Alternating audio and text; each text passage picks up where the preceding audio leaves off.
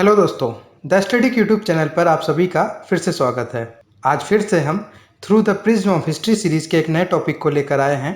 हमारा आज का टॉपिक है रेनाटी चोलकालीन दुर्लभ अभिलेख की खोज।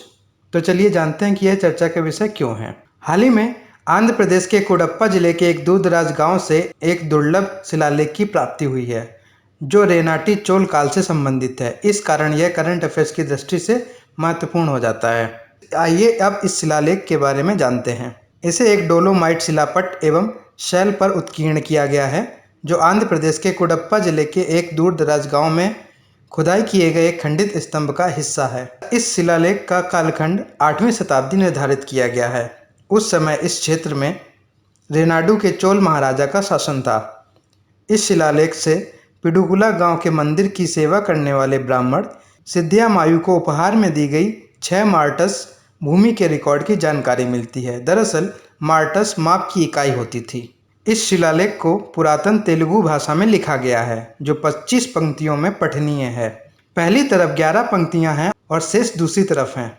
इसमें लिखा गया है कि जो लोग इस शिलालेख को आने वाली पीढ़ियों के लिए सुरक्षित रखेंगे उन्हें अश्वमेध यज्ञ करने के समान पुण्य की प्राप्ति होगी तथा जो इसे नष्ट करेंगे उन्हें वाराणसी में मृत्यु के समान पाप लगेगा। शिलालेख की अंतिम पंक्तियां उस समय में नैतिकता को दी जाने वाली प्राथमिकता को दर्शाती हैं। आपको बता दें कि जुलाई 2020 में भारतीय पुरातत्व सर्वेक्षण ने रेनाटी चोलों की राजधानी का सटीक स्थान पाया और दशकों पुराने सिद्धांत को खारिज कर दिया कि इनकी राजधानी कर्नाटक में थी। एएसआई द्वारा 7वीं सदी से संबंधित रेनाटी चोलों के 2 शिलालेखों की व्याख्या की गई। पहला शिलालेख कोडप्पा के कमलापुरम क्षेत्र में उनकी राजधानी एरिकल की बात करता है, जबकि दूसरा शिलालेख रेनाटी चोल और बनास की लड़ाई के विषय में बात करता है।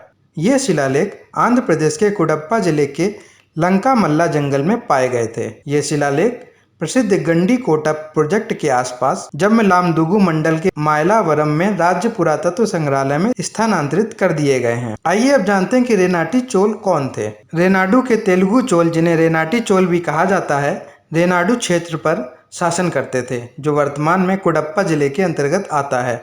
इस परिवार का सबसे पुराना नाम नंदीवर्मन था जिसका समय 500 ईस्वी सन बताया जाता है। इन राजाओं ने दावा किया कि वे करिकाल चोल वंश एवं कश्यप गोत्र के थे। इनका राज्य कोडप्पा जिले तथा आसपास के अनंतपुर, कुर्नूल और चित्तूर जिले के क्षेत्रों में था। रेनंदू चोल चोल वंश के सामंत थे। प्रारंभ में ये शासक स्वतंत्र थे किंतु बाद में इन्हें पूर्वी चालुक्यों की अधीनता स्वीकार करनी पड़ी। इन्हें 6वीं और 8वीं शताब्दी से संबंधित शिलालेखों एवं प्रशासन में तेलुगु भाषा का उपयोग करने वाला पहला राज्य कहा जाता है।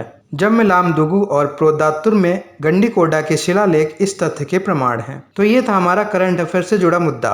आइए अब यहीं पर चोल साम्राज्य को भी एक सरसरी नजर से देख लेते हैं। चोलों को भारत के दक्षिण क्षेत्रों में सबसे लंबे समय तक शासन करने वाले राजवंश के रूप में याद किया जाता है। उनके शासन का पहला रिकॉर्ड 3री शताब्दी के आसपास मौर्य साम्राज्य के अशोक द्वारा स्थापित शिलालेख से मिलता है। इन संगम युगीन चोल शासकों ने 3री से 4थी सदी तक शासन किया। इसके बाद इनका इतिहास अंधकारपूर्ण हो जाता है। आगे 9वीं शताब्दी के मध्य विजयालय के नेतृत्व में पुनः चोल सत्ता का उत्थान हुआ। राजा करिकाल संगम युगीन चोलों के प्रसिद्ध राजा थे। 9वीं शताब्दी में चोलों ने सत्ता में आने के लिए पल्लवों को हराया। फिर चोलों का शासन 9 से लेकर 13वीं शताब्दी तक रहा। चोलों का विकास क्रम इस प्रकार है: विजयालय, आदित्य प्रथम, परांतक प्रथम, परांतक द्वितीय, उत्तम चोल, राजराज प्रथम, राजेंद्र प्रथम, राजाधिराज प्रथम, राजेंद्र द्वितीय, वीर राजेंद्र प्रथम, कुलोतुंग प्रथम, विक्रम चोल, कुलोतुंग द्वितीय, राजराज द्वितीय, राजाधिराज द्वितीय, राजराज तृतीय, राजेंद्र तृतीय एवं इसका अंतिम शासक कुलोतुंग तृतीय। राजराज प्रथम, राजेंद्र प्रथम, राजाधिराज प्रथम, कुलोतुंग प्रथम आदि चोल शासकों ने दक्षिण एशिया और दक्षिण पूर्व भारत को एक सैन्य, आर्थिक एवं सांस्कृतिक शक्ति बना दिया। चोल शासक अपनी सर्वश्रेष्ठ नौसैनिक शक्ति के लिए भी जाने जाते थे। चोल साम्राज्य में तमिलनाडु के तिरुचिरापल्ली, तिरुवरूर, पेरम्बलूर, नागापट्टनम, वृद्धाचलम, तंजौर आदि क्षेत्र शामिल थे। राजेंद्र प्रथम ने गंगईकोंड की उपाधि धारण की थी। आइए अब चोलों के प्रसिद्ध स्थानीय प्रशासन को भी जल्दी से देख लेते हैं। चोल प्रशासन की सबसे महत्वपूर्ण विशेषता जिलों, कस्बों और गांवों के स्तर पर स्थानीय प्रशासन था। उत्तर मेरू शिलालेख से चोल प्रशासन के बारे में पता चलता है। चोल प्रशासनिक प्रणाली की उल्लेखनीय विशेषता ग्राम स्वायत्तता थी। चोलों की महत्वपूर्ण प्रशासनिक इकाइयों में से नाडु था। नाडु में प्रतिनिधि सभाएं होती थीं। नाडुओं के प्रमुख नट्टार कहलाते थे। नाडु परिषद को नट्टावई कहा जाता था। चोल कालीन प्रशासन में वारियम एक प्रकार की कार्यकारिणी समिति होती थी। ग्राम सभाएं वारियम की सहायता से ग्राम प्रशासन का संचालन करती थीं। समाज के पुरुष सदस्य इन वारियम के सदस्य होते थे। आज के सेशन में इतना ही।